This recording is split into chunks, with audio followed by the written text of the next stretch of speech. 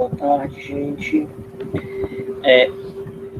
Alguém aqui ficou com alguém que está aqui presente, tem alguma dúvida em relação à atividade que se venceu dia 27, que foi aquela do formulário? Que precisa tirar alguma dúvida sobre algum ponto, alguma questão, mas só achar que a resposta era essa e depois a resposta era outra. Alguém ficou com alguma dúvida? Ou não? Eu nem falo do formulário. Não, Sabrina disse que não, Nara, tudo ok, Elade, Ellen, Elias, Lucas, a Carla.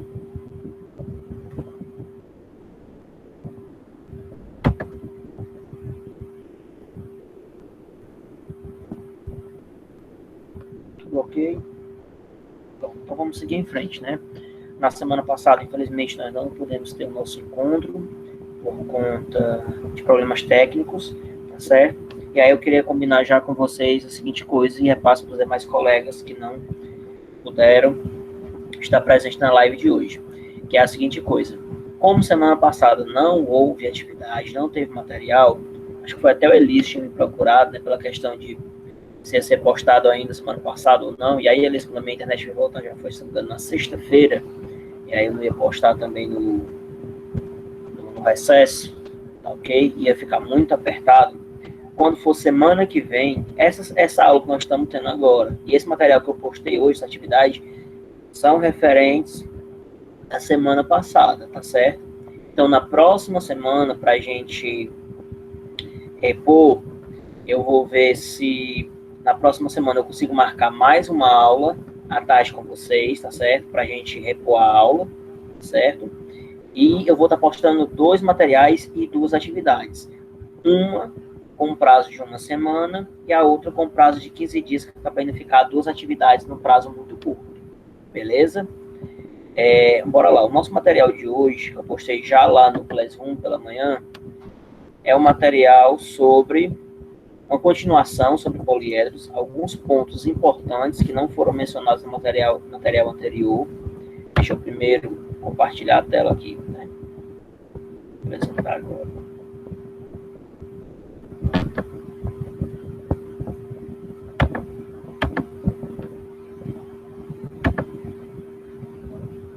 O material agora eu alterei, né, para o dia 3, o material para o dia 27. Continuando sobre poliedros. Deixa eu ver se está a visualização aqui. Tá. Dá para ver direitinho? Precisa aumentar mais? Aumenta mais. Um pouquinho.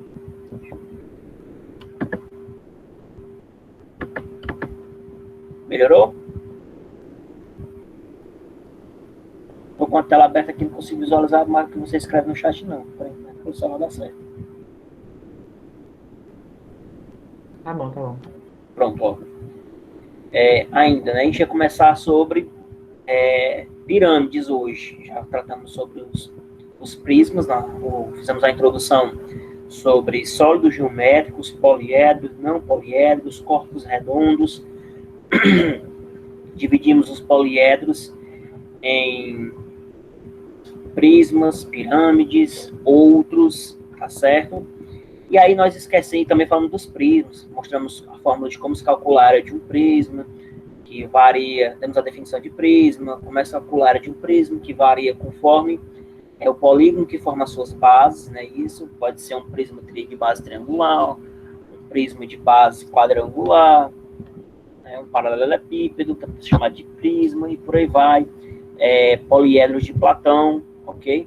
E agora nós vamos falar sobre um pouquinho mais sobre poliedros que não deu para colocar naquele material, porque eu queria que primeiro que vocês se familiarizassem, tá certo? Com o sólido geométrico e os poliedros, as definições, as características, os elementos, para que depois eu viesse com esses 2 termos aqui que eu vou tratar. Complemento, que eu coloquei que era um complemento, antes de falar de pirâmide, tá bom? Ainda continuando com o material, o estudo sobre poliedros, nós temos ainda mais uma classificação. No material passado eu mostrei 2 classificações dos poliedros para vocês, aliás, dos sólidos geométricos. Aqui eu tenho uma nova classificação dos poliedros, que é convexo e côncavo. Quem estava acompanhando os materiais que foram produzidos no terceiro bimestre, as revisões que eu fiz sobre polígonos, vai se ligar, vai lembrar desses dois termos também, convexo e côncavo, ou então convexo e não convexo. A ideia é basicamente a mesma. Lá nos polígonos, quando eu digo que um polígono ele é convexo, qual é a característica dele? Quando eu pego qualquer dois pontos desse polígono e quando eu faço uma semirreta, ligo uma semirreta entre eles, essa semirreta sempre está dentro do polígono, tá certo? Nunca passa por fora. O exemplo clássico é o exemplo das bandeirolas de festa junina. Tem aquela que tem o formatozinho que é tipo um M, né? Que tem as duas pontinhas, e tem aquela que é só uma ponta. Aquela que só tem uma ponta, ela é um polígono convexo. E aquela bandeirola, né? Que tem as duas perninhas, ela é um polígono côncavo ou não convexo. Por quê, Márcio? Porque se eu pegar, por exemplo, dois pontos naquelas perninhas, quando eu ligo uma semirreta entre eles, quando eu passo a semirreta entre eles, aliás, um segmento de reta, o que acontece? Ele pode passar por fora do polígono. E aí, isso é a característica dos côncavos. A mesma coisa acontece aqui nos poliedros.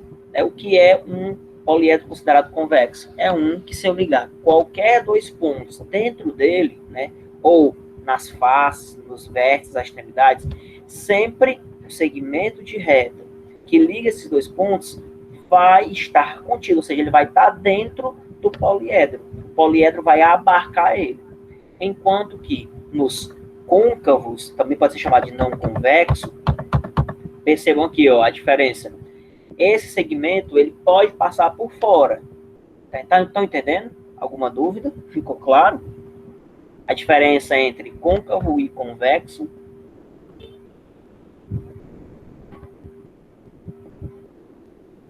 Alguma dúvida?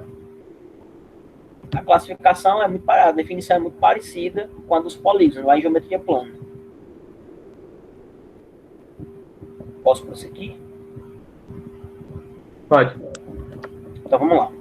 Ficou claro, né, gente? É só fazer uma associação. A melhor forma de vocês entenderem é associar. Se vocês entenderam lá em polígonos, é só trazer a mesma ideia para cá, que a definição é a mesma.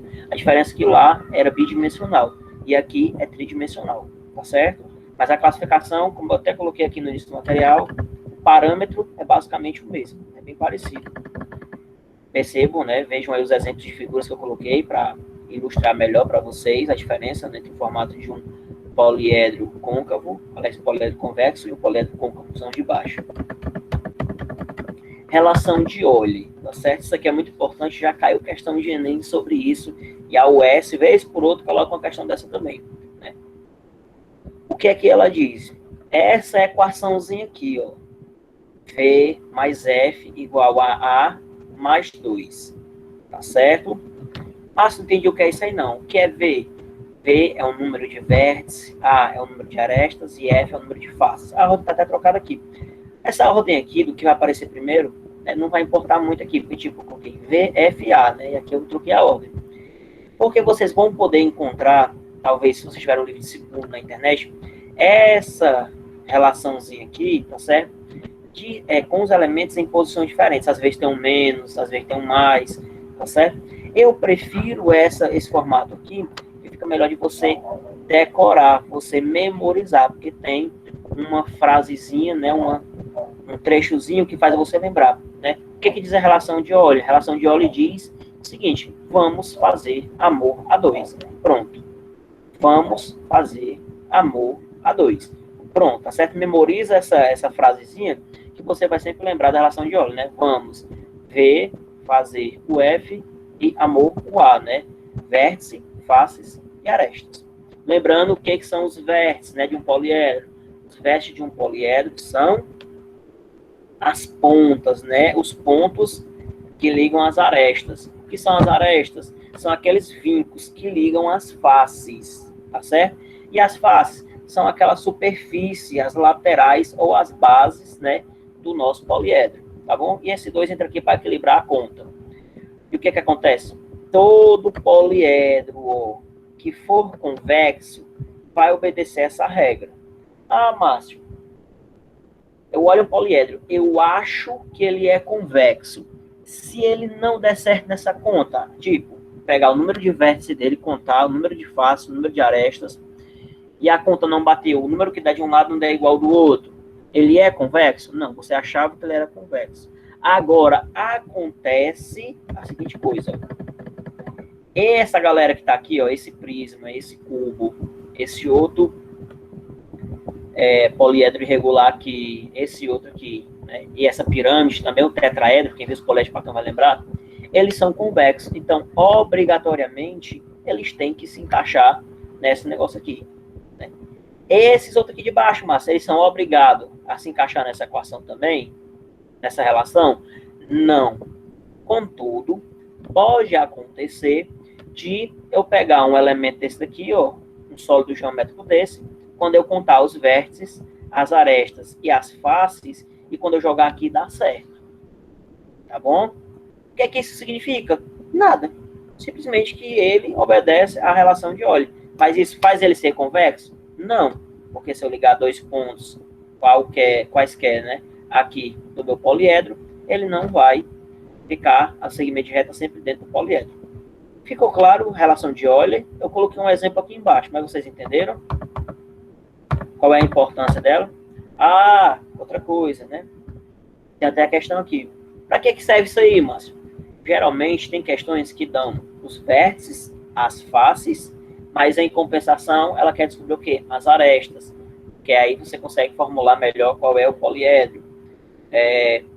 Ou o contrário, né? Ele dá os vértices, as arestas, quer descobrir as faces. Ou ele dá as faces, a aresta, e quer descobrir quantos vértices aquele sólido geométrico tem.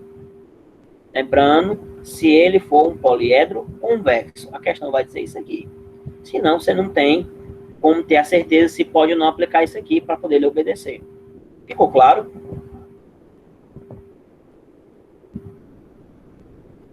Sim. Se não, separado, né? Vamos dar um exemplo aqui, né? Como eu tinha falado, ó, essa relação do teorema de Euler, né, ou relação de Euler, é válida para todos os poliedros convexos, mas também pode ser válida para alguns poliedros não convexos. Então, tem poliedro que não é convexo, que ele, quando eu jogar as informações, os valores, você vai ver que vai bater bem direitinho. Um exemplo aqui, ó. Um poliedro possui 16 faces e 18 vértices. Qual é o número de arestas? Vixe, mas eu não consigo imaginar um desenho tridimensional que tenha 16, né, laterais, assim, 16 faces. Os vértices eu vou perder todinho. Como é que eu vou saber quantas arestas esse bicho tem? Para eu contar, para eu imaginar. Não tem nem desenho aqui. O que você vai fazer? Essa relação de Euler, ó. Os vértices é o que eu quero descobrir? Não, eu tenho. São 18. Substitui por 18. As faces são quantas? 16. O A é a variável que eu quero descobrir. Quantas arestas esse poliedro tem? Tá certo? Mais 2. Não esqueça desse mais 2. O que vai acontecer? Minha variável está no segundo membro, jogo todo mundo do segundo membro para o primeiro, todo mundo do primeiro para o segundo. Esse 2 que vem para cá junto do A, eu passo ele subtraindo, porque quando passa de um lado para o outro da igualdade, o que acontece com o meu valor? Ele inverte a operação, não é isso? Então, bora lá. 18, tá certo? 18 menos 2, 16. 16 mais 16, 32. Então, esse nosso poliedro, ele vai ter 32 faces. É importante ressaltar, eu não quis colocar aqui para não complicar muito, mas quem tiver interesse, às vezes acontece também de a questão trazer a seguinte situação. Um poliedro tem 5 faces pentagonais, tantas faces triangulares, tá ok? E aí você tem que se ligar ao seguinte, se for pentagonal, então tem 5. Então eu vou ter tantos polígonos, vai ter tantas arestas, você multiplica pela quantidade. Depois soma, lembre-se, a aresta ela vai ligar uma face à outra. Então, quando você for contar a aresta, uma aresta ela faz parte de duas faces. Então, tipo a de cima e a de baixo, a da direita com a da esquerda, por aí vai. Aí você tem que sempre lembrar de dividir por 2 para encontrar os valores. É uma questão um pouquinho mais complicada, mas vale a pena eu só mencionar aqui. Para quem tiver interesse em procurar e depois quiser procurar no privado, pode mandar a questão que eu explico para você. Eu não quis colocar aqui para também não complicar muito, visto que isso é só revisão, tá certo? Isso aqui esse tipo de questão tem que ser visto com mais calma. O nosso tempo não ajuda muito. Beleza? Todo mundo entendeu como é que funciona a relação de Euler. Um exemplo bem claro, bem prático, que inclusive a US é desse jeito, ela é seca. Tá certo? Tem só uma observação a ser feita aqui, que ele não menciona na questão, no exemplo, que é um poliedro convexo. O ideal, tá certo, é que tivesse convexo, para eu ter certeza, tá certo, que eu posso usar essa relação. Tranquilo? Podemos seguir? Pode continuar. Pode continuar, né? Agora sim, agora a brincadeira começa a ficar boa. Pirâmides, né? Como eu havia mencionado lá na introdução de sólido geométrico, o que são as pirâmides? São nada mais, nada menos, se você observar, ó, tentem abstrair, tá certo? Que não existe. Deixa eu abrir aqui. Vocês estão vendo esse outro... Essa outra... Deixa eu ver aqui no meu celular. Abriu para vocês, não abriu? Deixa eu ver. Esse é o menor erro só aqui. Travou aqui um negócio.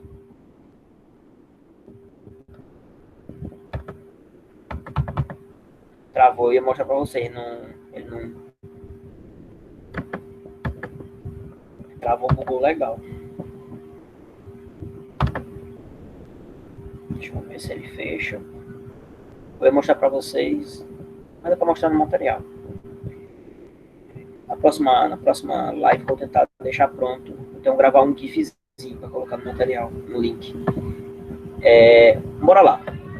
O que vai acontecer, né? A pirâmide, ela vai ser... Primeiramente, ela vai ser classificada, eu vou já adiantando uma coisa, ela vai ser classificada conforme a sua base, que é a base onde ela vai se apoiar. Diferente do prisma, que tem duas bases, uma na parte de cima, outra na parte de baixo, né? E que são idênticos, são congruentes, né? São polígonos congruentes, tipo, se embaixo é um triângulo, em cima é um triângulo também, para ser prisma, tem que ser do mesmo jeito. Se embaixo for um pentágono, em cima é um pentágono também, como eu falei, o fundo e a tampa. A pirâmide, ela vai ter uma única base.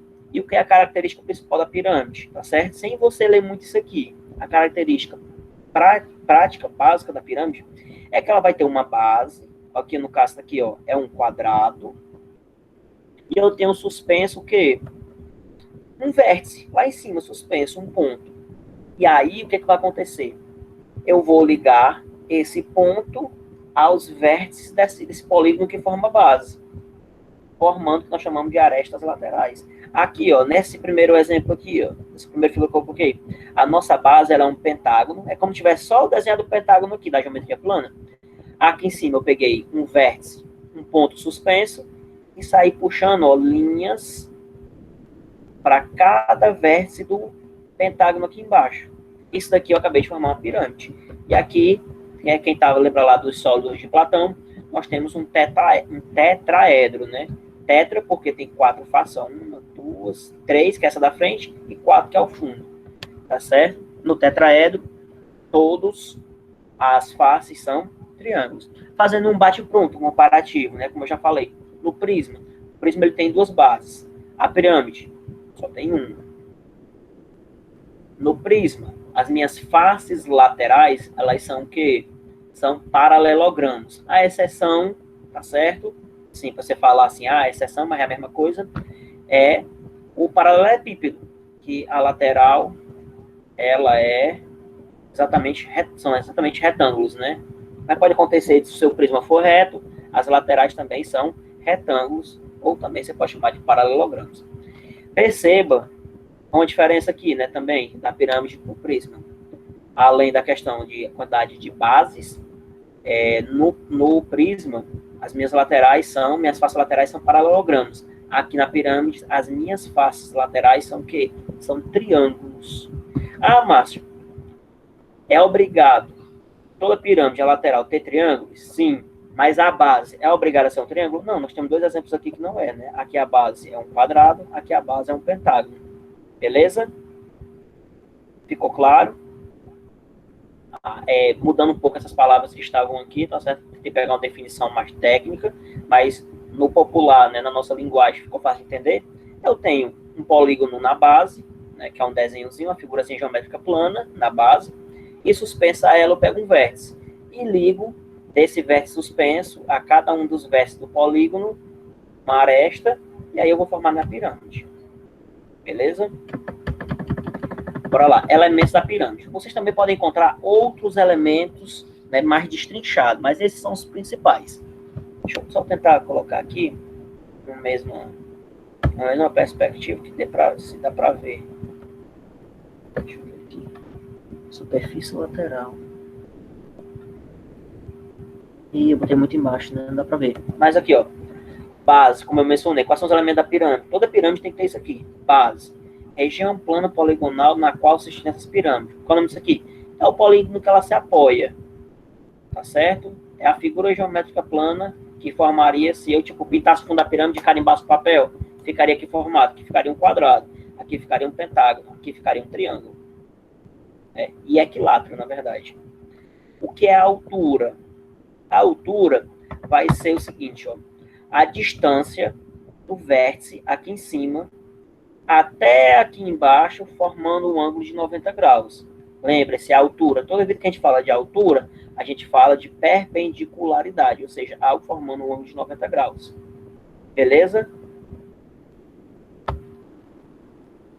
As arestas, nós já sabemos lá, né, dos prismas, o que é aresta? São as linhas, são esses vincos aqui, ó. Tudo isso aqui é aresta. A apótema, né? Eu já tinha falado de apótema na aula anterior. Até eu estava numa fórmula que falava de aresta e eu confundi com apótema. Não foi isso? Bora lá. Desculpa, gente. O apótema vai ser o quê? Por favor, não confundam. A altura vai ser a distância do vértice incidindo perpendicularmente na base. Tá certo? Na superfície da base. O apótema vai ser a distância do vértice incidindo perpendicularmente.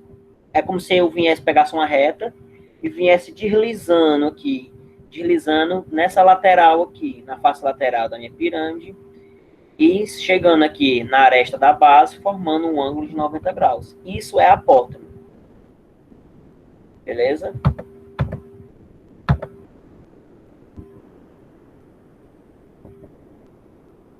Beleza? Há algumas definições, tá certo? Mas não vou entrar nesse detalhe, que chama esse apótema aqui de geratriz, tá certo? G, chama de G, beleza? Aí eu tenho dois apótemos, o apótema da base. O que é o apótema da base? Aí é parecido com as figuras planas. É eu pegar a distância do centro da minha base, incidindo 90 graus aqui, ó. E a superfície lateral são o quê? Superfície lateral são a soma das áreas dos triângulos aqui que formam a pirâmide. Só essa parte lateral, tá certo? Isso é a superfície lateral. Que a superfície lateral, né, é a superfície composta por todas as faces laterais, ou seja, são as faces da pirâmide que não são a base. O que não é a base é face lateral. Coloquei até um desenho aqui, mas não coube na mesma imagem. Pra gente ver, ó. O que é o vértice da pirâmide? É esse pontinho aqui, ó, lá em cima. O que é a altura? Ó, é a distância desse vértice até a base, formando, ó, um ângulo de 90 graus. A base é toda essa região. Face lateral, ó, é esse triângulo que ele destacou. O que é a aresta lateral? São essas linhas aqui. Lembrando que a minha aresta, como eu falei aqui, ó, a minha aresta pode ser classificada em aresta da base e aresta lateral. O que é aresta lateral? São essas que vêm do vértice, lá de cima o vértice da pirâmide, até o vértice do polígono que forma a base. E o que é aresta da base? São os lados desse polígono que está aqui, a base. Beleza? O apótemo, como eu falei, ó, é como se eu estivesse deslizando na face lateral até chegar aqui na aresta da base, formando um ângulo de 90 graus. O apótema da base que ele fala lá em cima é essa distânciazinha aqui, ó, desse centro até chegar aqui. Muito importante em questão de pirâmide, vocês vão ver no exemplo que eu vou colocar mais à frente, ter o domínio do teorema de Pitágoras. Porque, notem, tudo forma triângulos retângulos, ó. Aqui, às vezes, eu vou ter o apótema da lateral, eu vou ter o apótema da base, eu preciso descobrir a altura. Basta usar o teorema de Pitágoras, aqui forma um triângulo retângulo. Então, eu tenho essa abstração. Aqui, ó, às vezes, eu tenho uma aresta lateral, eu tenho quanto é a medida daqui para cá, e eu quero descobrir o apótemo. Então, ele me dá isso aqui, me dá isso aqui, e quer que eu descubra qual é a aresta lateral? Ou então, ele me dá a aresta lateral, me dá o apótemo, Geralmente, esse apótema, ele vai chegar no ponto médio.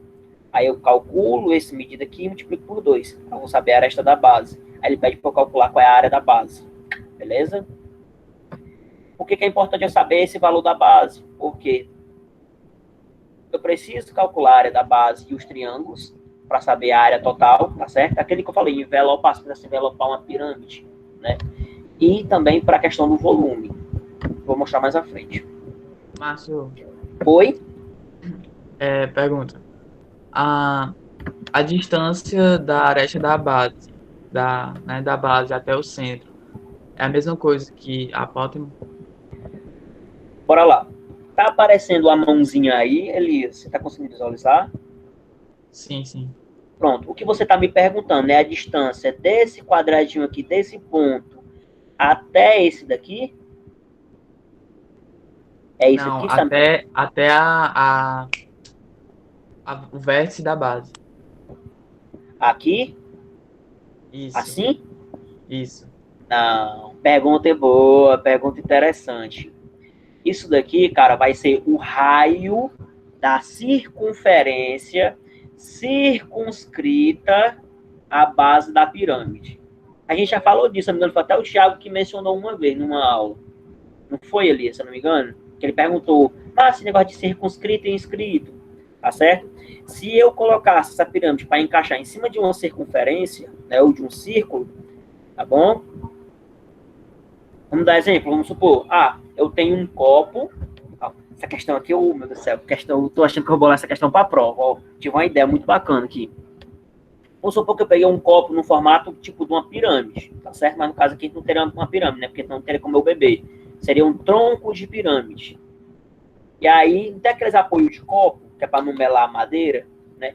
Se eu quisesse descobrir qual é o tamanho de um apoio de copo daqueles, formato de círculo, de forma de que nem sobrasse, né, aqui na ponta, nem passasse, nem faltasse a ponta da minha pirâmide de base quadrada. Eu tinha que descobrir esse valor que você está me perguntando aqui, ó. Eu tinha que descobrir isso daqui, essa distânciazinha daqui para cá, né, do centro até o vértice da base, e aí eu calcularia a área desse apoio, né, circular, em formato de círculo, por meio desse raio.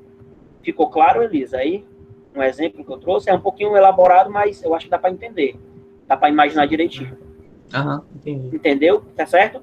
Essa distância que você estava mencionando aqui, ela é o raio da circunferência circunscrita. É como se eu fizesse aqui um círculo, e aí todas essas pontas fazem parte do círculo. Aí aqui seria o raio. Então, uma pergunta importante, que é um elemento que eu não coloquei aqui, tá certo? Para não complicar muito. Mas, como eu falei, né, eu tenho a apótema da base, que é o que eu achava que você estava perguntando. Tem uma apótema da pirâmide, que é aqui na face lateral, tá certo? Lembrando que eu estou trabalhando aqui em cima de uma pirâmide regular, tá certo? É que as faces são isósceles e tal, que eu vou mencionar agora na frente. Ficou claro? Esclareci sua dúvida, Elias?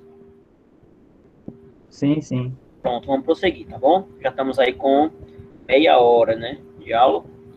Um pouquinho mais, um pouquinho menos, né? Que eu comecei um pouco depois das 3h05, das 15h05. Ó, os tipos das pirâmides, como eu mencionei aqui, né? O tipo de pirâmide. A pirâmide, ela vai ser determinado o tipo dela conforme a base dela, tá certo? Então, se a minha base é um triângulo, então eu digo que a minha pirâmide ela é triangular. Se a minha base ela é um quadrado, eu digo que ela é quadrangular. Se a minha pirâmide ela tem um pentágono, ela é pentagonal. Se ela tem tipo um hexágono na base, hexagonal. Se fosse um heptágono, heptagonal. Um octógono, octagonal. E por aí vai. Beleza? Dá para, né? Acho que dá para entender bem direitinho o tipo de pirâmide. Só existem esses 4 tipos de pirâmides? Não. Tá certo? Eu posso ter aqui uma pirâmide que a base é um icosságono. Icoságono, né? É o icoságono, mas não lembro não, quantos são? 20 lados. Então vai ser uma pirâmide que vai ter 20 arestas. Um detalhe interessante que eu não mencionei no material, mas essa aula está sendo gravada, tá certo?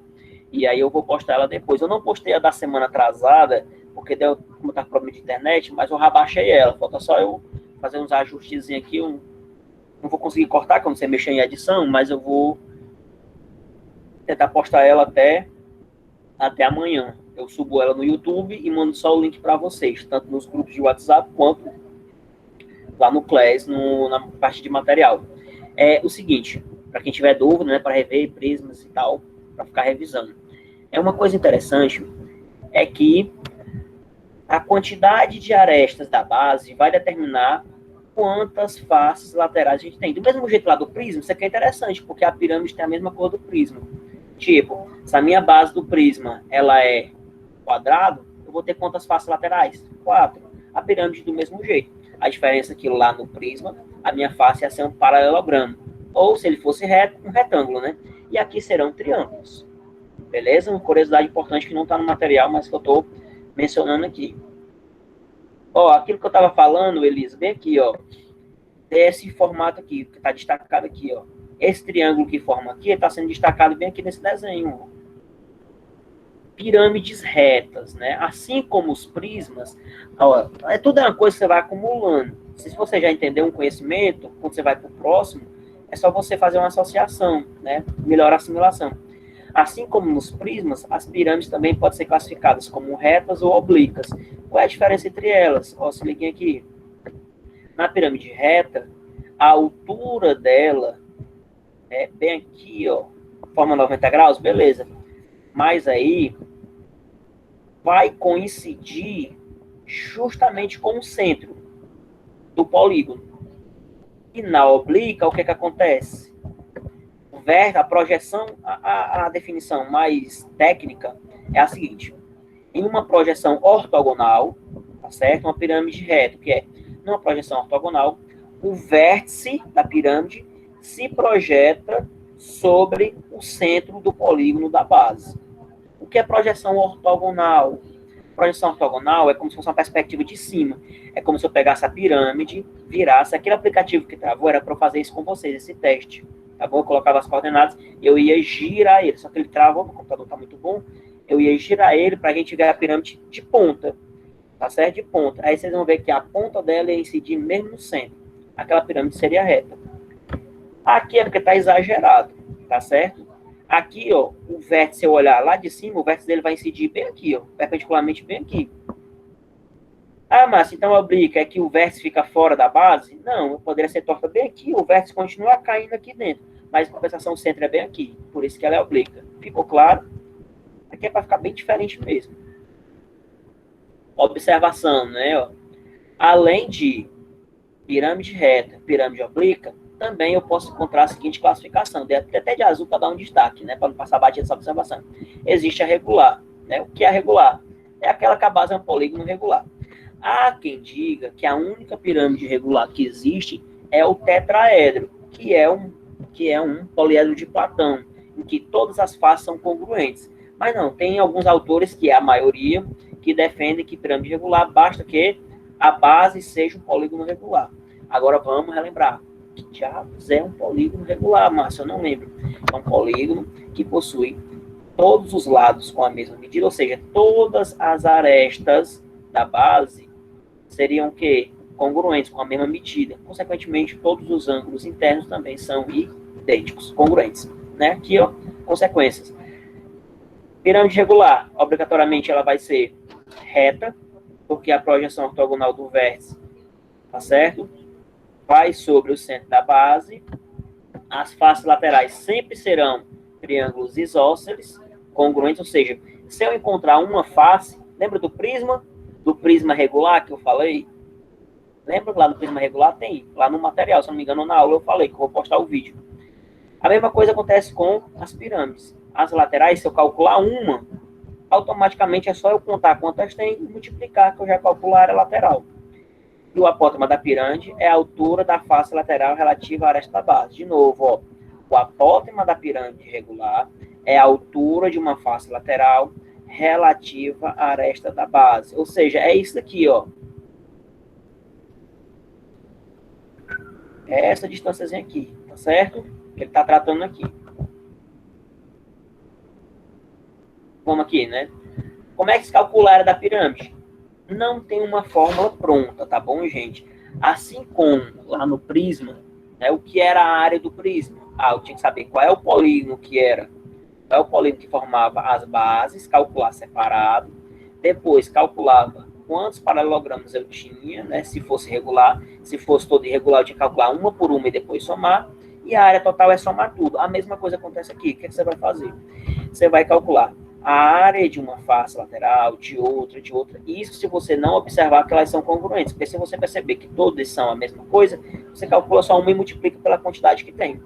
Você calcula, né, a área lateral, calcula depois a área da base, e a área total vai ser só somar tudo.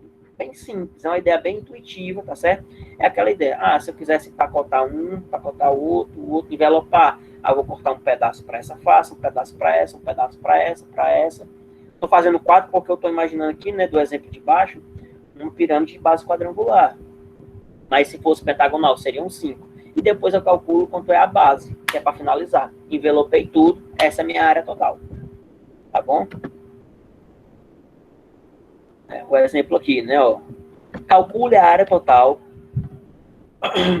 de uma pirâmide reta cuja base é um quadrado de 10 metros. Opa, ó, pirâmide reta, então eu sei que aqui incide bem aqui, perpendicularmente, mesmo no centro.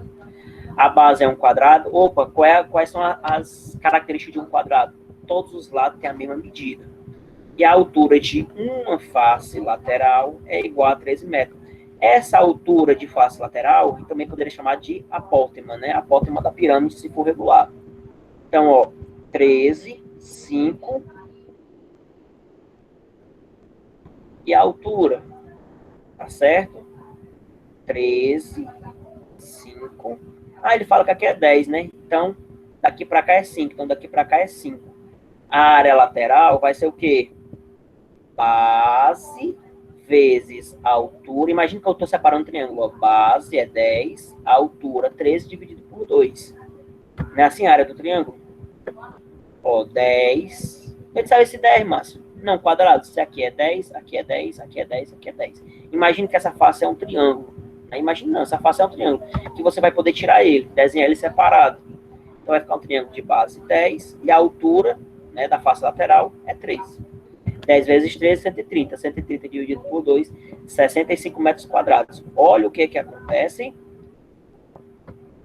Pirâmide reta. Se é um quadrado, então todas as faces vão ser iguais. A face lateral dela é quanto? 65 vezes quanto? Vezes 4. 65 vezes 4 dá 260, não é isso? E agora vamos calcular a área da base. Como é um quadrado, né? Quadrado, então lado vezes lado. Né? Base vezes altura. Lado vezes lado. 10 vezes 10, 100. A área total vai ser a área da base, que foi 100, mais a área lateral que eu descobri, 260. 100 mais 260, 360. Ficou claro? Alguma dúvida? Foi muito rápido. Depois eu vou disponibilizar novamente, essa aula para que vocês possam assistir novamente, acompanhando o tempo de vocês, quantas vezes for necessário. Mas também o material está lá anexo, dá para olhar, né? O volume, Márcio, o volume. Aqui é interessante, porque se você tiver prestado atenção na aula de prisma, você vai lembrar que o volume do prisma, ele é a área da base vezes a altura, não é isso? Confere, né? Quem fez a atividadezinha lá do formulário, acho que é a segunda questão, tem até uma questão de volume. O volume da pirâmide, ele é 1/3. O volume da pirâmide, ele é 1/3 do volume de um prisma. Então, por exemplo, vamos supor, ó, deixa eu voltar aqui um exemplo, gente, ó, isso aqui é interessante. Isso aqui é interessante. Deixa eu voltar aqui um pouquinho, tá bom? Então, porque o material para vocês verem a curiosidade. Porque se isso aqui fosse uma aula presencial, eu levaria os negocinhos lá e a gente ia testar. Vamos dar exemplo. Se eu pegasse um prisma, tá certo? Se eu pegasse um prisma, lembra que é um prisma, né? De base triangular, ou seja, tivesse um triângulo aqui embaixo, um triângulo em cima. Tá certo? Ele tivesse uma altura, vamos supor, 5 centímetros. Eu pegasse essa pirâmide com a mesma base, que seria a base de lá, né? A diferença não é até de cima. E também com 5 centímetros, se eu enchesse ela de água, eu ia colocar a água dela dentro do prisma até encher 3 vezes. Porque o volume da pirâmide ele é 1/3 do volume do prisma. A mesma coisa aqui, ó, tá aqui esse prisma de base pentagonal. Ele tem aqui as faces laterais, né, aqui, ele tem a aresta da base, tem a aresta lateral. Se eu pegasse uma pirâmide que tem essa mesma altura aqui, ó, com a mesma base, tá certo? Só que essa é só uma ponta aqui, né? E eu ia puxar as pontinhas, que nem tá aqui, ó. Essa pirâmide aqui, ó. Por exemplo, essa pirâmide aqui tivesse a mesma altura do que aquele prisma lá pentagonal, de base pentagonal. Se eu enchesse ela, eu ia colocar 1, 2, 3 vezes dentro desse prisma para poder conseguir encher ele, tá certo? Então, o que é que você faz para lembrar a fórmula, né, da pirâmide, do volume da pirâmide? Oxe, eu lembro da fórmula do prisma. A área da base vezes a altura. É só pegar isso e dividir por 3. Tá certo? Tem um exemplo aqui. Questão de Enem, interessante. Tá bom? É só a gente pegar. Não precisa aprender tudo uma vez, gente. Se você entende cada passo, aos poucos, você vai só acrescentando uma informaçãozinha a mais. Tá certo? Do mesmo jeito que eu digo para vocês lá em áreas, né? Em áreas de figuras planas. Eu preciso decorar tudinho? Não, eu consigo deduzir. Tipo, se eu pego um retângulo e divido, passo a diagonal, eu divido ele em 2 triângulos. Opa, onde é que sai o base vezes a altura dividido por 2? É base vezes a altura do retângulo, e um triângulo é um retângulo partido em 2, por isso que eu divido por 2. Entenderam? Alguma dúvida? A fórmula do volume está aqui, eu só dei a fórmula pronta, tá bom? Não vamos deduzir essa fórmula, não. A gente vai dedicar tempo para isso, não. Questão: Arthur e Bernardo foram acampar e cada um levou uma barraca. Ambas têm a forma.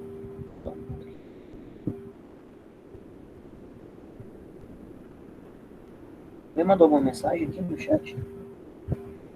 Ai, não. Deixa eu ver agora, Lucas, tua mensagem, né?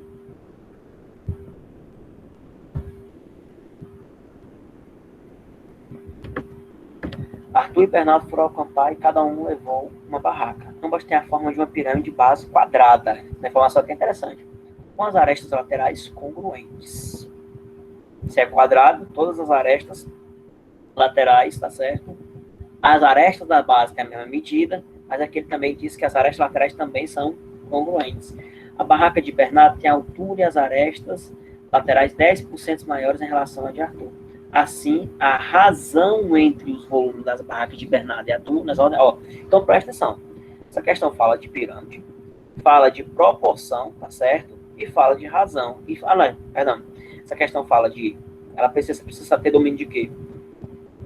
Cálculo, né, os elementos da pirâmide, saber calcular o volume de uma pirâmide, tem que saber porcentagem, também tem que saber o que é razão. Tá certo? Então, bora lá. A solução, o que você vai fazer, né? A barraca do Arthur, a área da base, se é um quadrado, então é o lado ao quadrado, vezes, né, que é base vezes altura, lado vezes lado ao quadrado, vezes a altura dele dividido por 3. Tá certo? A do Arthur. Mas, em compensação, a barraca do Bernardo é 10% maior. Então, é esse negócio aqui vezes 1,1. Né? A altura dele é 1,1. Tá certo? Ó, tá aqui, ó. A altura do Bernardo é 1,1. Por que mais 1,1? 10% de água é 0,1. Então, vamos supor, a altura da barraca do Arthur, se me disse 1, então a altura da barraca do Bernardo é 1,1.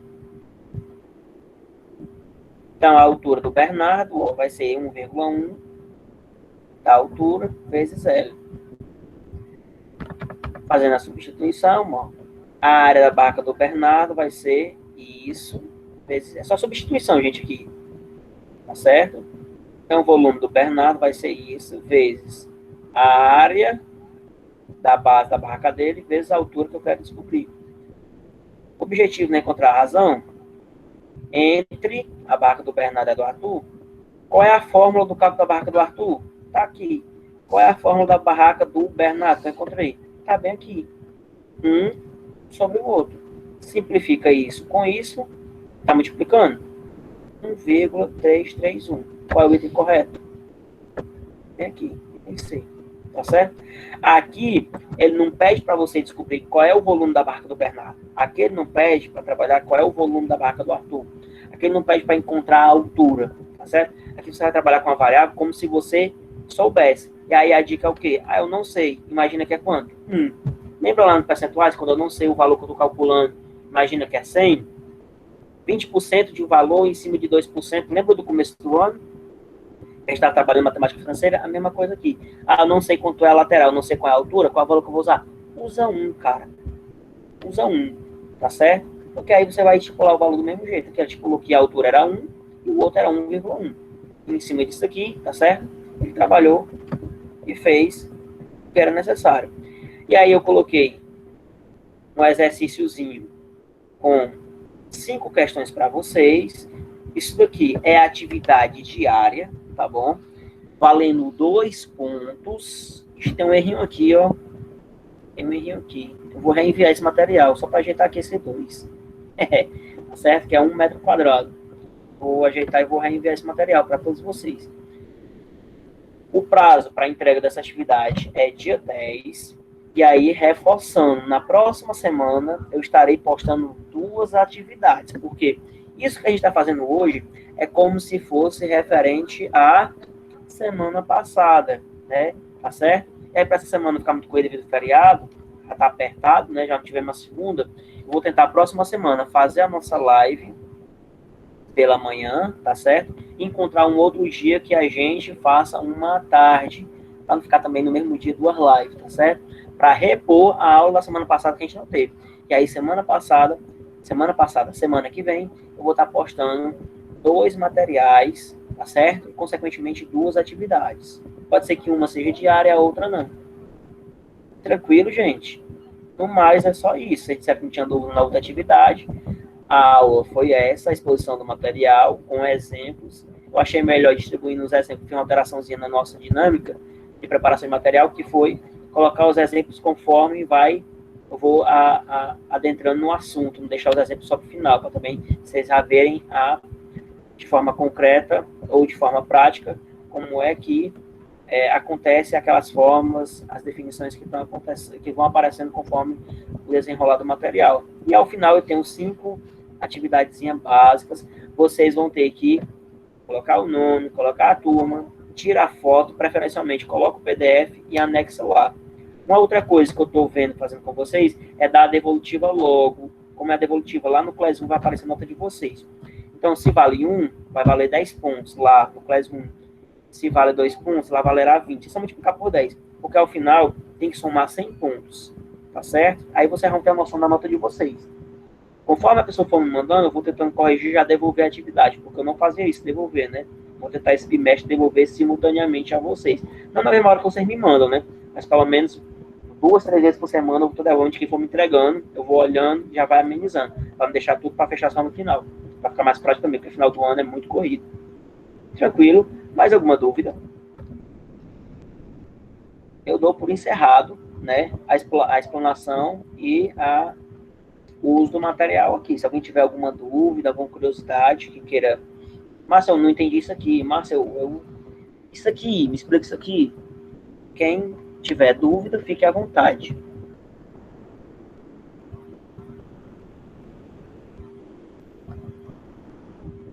Alguém aí?